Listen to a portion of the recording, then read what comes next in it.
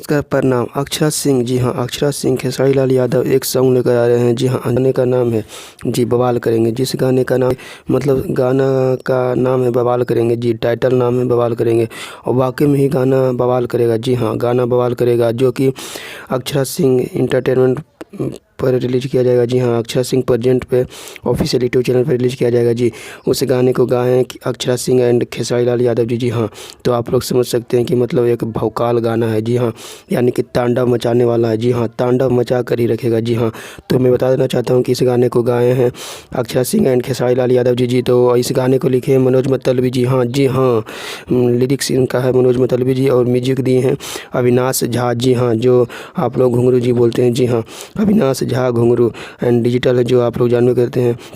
और वॉइस मतलब यानी कि आवाज़, जी आवाज़ अपने सुरों से मतलब सब सजाए हैं। जी हाँ, ये अक्षरा सिंह जी और खेसारी लाल यादव जी। जी हाँ, तो मतलब इस गाने को बवाल करेंगे। जी हाँ, इस गाने को बवाल करेंगे यानी कि इस गाने का बवाल टीजर आप लोग के बीच रिलीज कर दिया गया है। जी हाँ, आप लोग जाकर सुनिए और इस गाने का मतलब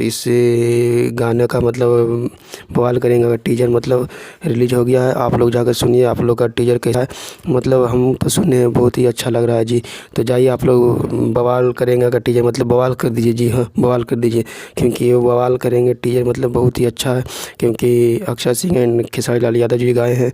तो आप लोग समझ सकते हैं। जी, चलिए मिलते हैं नेक्स्ट वीडियो में।